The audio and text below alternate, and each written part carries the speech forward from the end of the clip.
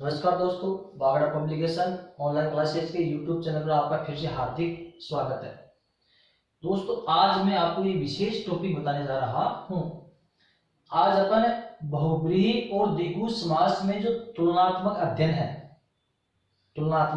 अध्ययन करने जा रहे हैं कि कहाँ बहुब्रीहि समास होता है और कहाँ पर द्विगु समास या अन्य समास होता है, कोई सा भी। तो दोस्तों, ये जो आपके सामने उदाहरण है, इनमें जो रेखांकित शब्द है वो समान से है, लेकिन इनमें समास अलग अलग है। कहाँ पर तो कहीं पर तो बहुब्रीहि समास है, कहीं पर द्विगु समास है, कहीं पर अन्य समास है, कहीं पर मतलब कोई सा भी समास हो सकता है। तो आज बहुब्रीहि और द्विगु समास या द्विगु समास के अलावा अन्य कोई भी समास कहाँ होता है, उन दोनों का आज अपन तुलनात्मक अध्ययन करेंगे। तो दोस्तों, आपको मैं बताने जा रहा हूं कि बहुब्रीहि समास कहाँ होता है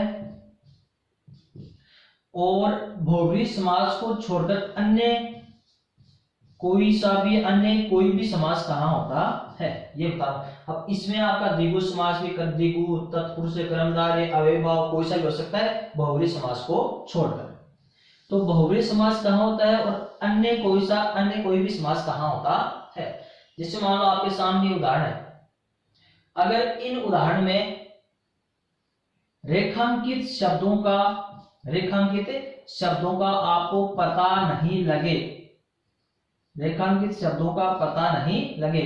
अर्थ का पता नहीं लगे कि ये रेखांकित शब्द किसके बारे में कहा जा रहा है, तब तो होगा आपका बहुब्रीहि समास। क्या कहा दोस्तों मैंने?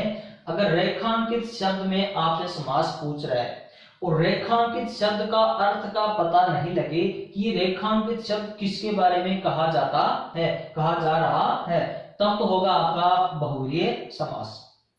और रेखांकित शब्द का आपको पढ़ते ही उसका अर्थ का पता लग जाए कि ये इसके बारे में कहा जा रहा है, तब होगा आपका अन्य कोई भी समास हो सकता है। बहुब्रीहि समास को छोड़कर कोई सा भी समास हो सकता है। तो दोस्तों ध्यान रखना, जब रेखांकित शब्द का भावार्थ का पता लग जाए, रेखांकित जो शब्द उसके अर्थ का आपको जानकारी प्राप्त हो जाए कि ये इसके बारे में प्रयुक्त हो रहा है, तब तो बहुब्रीहि समास नहीं होगा। और अर्थ का पता नहीं लगे तब आपका बहुब्रीहि समास ही होता है। अब दोस्तों अपने सामने से है, हे पीतांबर तुम रक्षक हो, पीतांबर ओढ़े हैं तन के। हे पीतांबर तुम रक्षक हो। अब यहाँ पर जो रेखांकित शब्द है इसमें समास पूछा जा रहा है। एक रेखांकित शब्द यहाँ पर है, इसमें आपसे समास, विग्रह और समास का नाम पूछा जा रहा है। ऐसा दोस्तों कई बार एग्जाम में, परीक्षा में आ जाता है। तो हे पीतांबर तुम रक्षक हो। अब जो पहला पीतांबर है, इस पीतांबर शब्द का आपको पता नहीं लग रहा है कि किसके बारे में कहा जा रहा है कि हे पीतांबर तुम रक्षक हो। अब पीतांबर कोई भी XYZ हो सकता है। इसका मतलब इस रेखांकित शब्द का आपको पता नहीं लग रहा है कि किसके लिए प्रयुक्त हो रहा है। पीतांबर ओढ़े हैं तन के। अब इस पीतांबर शब्द का हमको अर्थ पता लग रहा है कि ओढ़े हैं तन के, शरीर पर ओढ़ रखे हैं। तन यानी शरीर, ओढ़े यानी ओढ़ रखे, धारण कर रखे हैं। क्या? पीतांबर। इसका मतलब ये तो है आपके पीले वस्त्र कि जिन्होंने अपने शरीर पर पीले वस्त्र ओढ़ रखे हैं, धारण कर रखे हैं, उनके रक्षक कौन है? पीतांबर। अब दोस्तों ये पीतांबर शब्द है कि हे पीतांबर तुम रक्षक हो, तो ये हो जाएगा पीत है अंबर जिसके वह विष्णु। हे पीतांबर तुम रक्षक हो कि हे विष्णु तुम रक्षक हो किनके? पीतांबर ओढ़े तन के, जिन्होंने अपने शरीर पर पीतांबर यानी पीले वस्त्र धारण करना। पीत प्लस अंबर, पीले वस्त्र जिन्होंने अपने शरीर पर धारण कर रखा है, उनके रक्षक पीतांबर है। तो ये पीतांबर हो गया विष्णु के लिए, ये पीतांबर हो गया पीले वस्त्र। तो उसमें हो गया आपका बहुब्रीहि समास और इसमें हो गया आपका कर्मधारय समास। दोस्तों पीतांबर उसका समास विग्रह होगा पीत है जिसके अंबर वह विष्णु, बहुब्रीहि समास। और पीतांबर ओढ़े तन के, जिन्होंने अपने शरीर पर पीतांबर ओढ़ रखे हैं। पीतांबर का मतलब होता है पीत है जो अंबर, पीले है जो वस्त्र, तो ये हो गया आपका कर्मधारय समास। उसका आपको पता नहीं लग रहा था, बहुव्रीहि समास हो गया। इसका अर्थ का पता इस वाक्य के आधार पर लग जाता है, तो गया आपका कर्मधारय समास। अब दोस्तों आगे है, पीतांबर तन ओढ़ तुम कहां चले साध्वी, कि पीतांबर शरीर पर ओढ़कर हे साध्वी तुम कहां जा रहे हो। तो अब इसका सामान्य है, नॉर्मल है, पता लग रहा है कि शरीर पर पीतांबर ओढ़कर, इसका मतलब पीले वस्त्र, इसका मतलब आपके पीले वस्त्र। तो जगह पीत है जो अंबर, कर्मधारय समास। कौन सा समास दोस्तों? कर्मधारय समास। अगला है, तीसरा उदाहरण है आपके सामने। कौन सा दोस्तों? तीसरा उदाहरण है कि त्रिनेत्र को देखकर कामदेव भस्म हो गए। कामदेव भस्म कैसे हो गए? त्रिनेत्र को देखकर।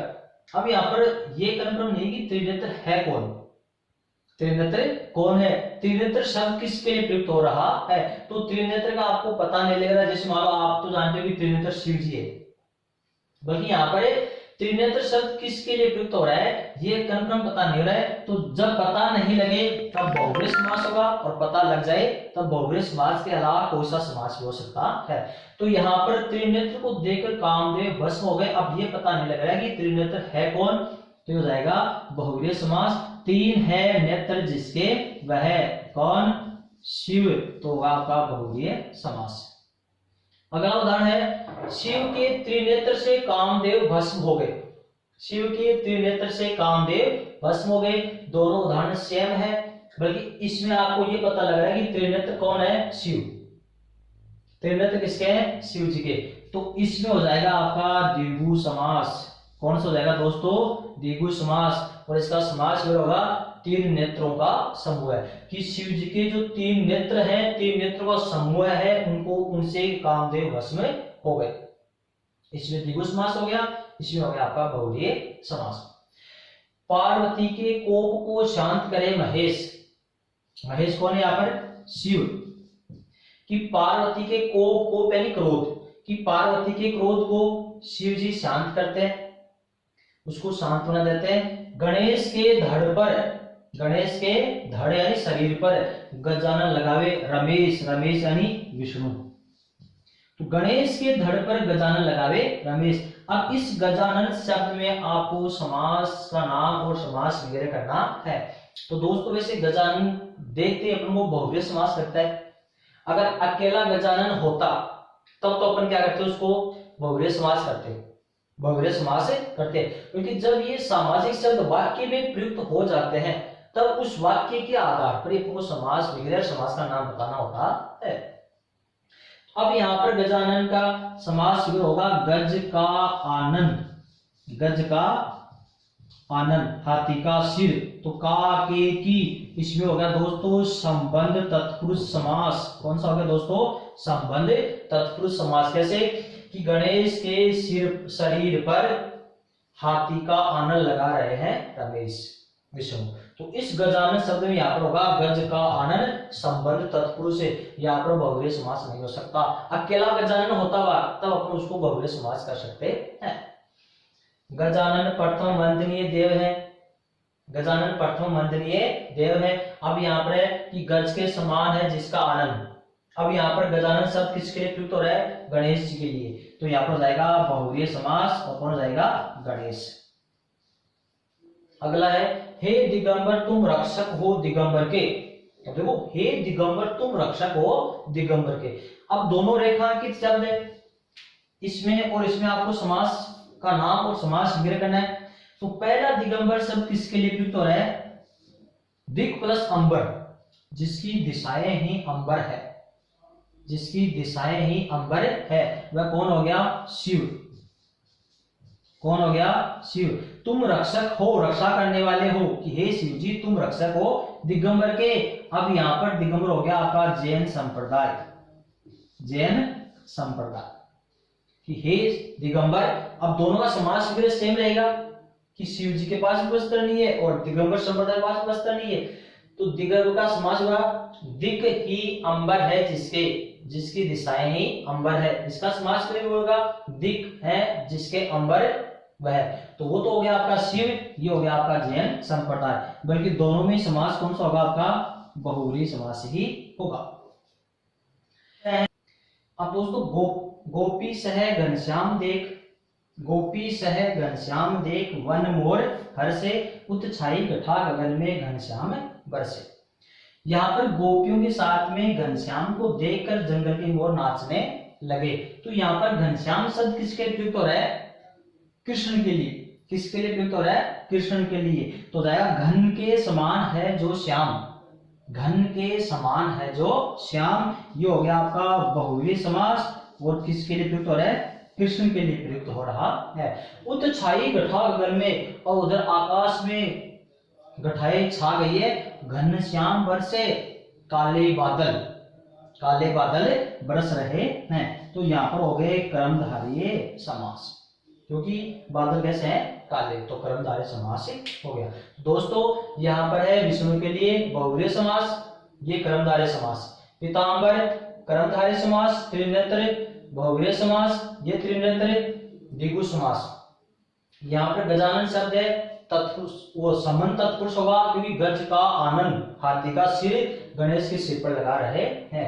यहाँ पर गजानन शब्द किसके लिए प्रयुक्त है? बहुव्रीहि समास, गणेश के लिए। दिगंबर शिवजी, दिगंबर जैन संप्रदाय, दोनों में बहुव्रीहि समास है। ये घनश्याम कृष्ण के लिए प्रयुक्त है, और ये घनश्याम आपके कर्मधारय समास में काले बादलों की विशेषता काला शब्द बता रहा है, विशेषण विशेष है। तो दोस्तों इस प्रकार से कभी कभार वाक्य में सामासिक शब्द प्रयुक्त हो जाता है तो समास भी परिवर्तन हो जाता है।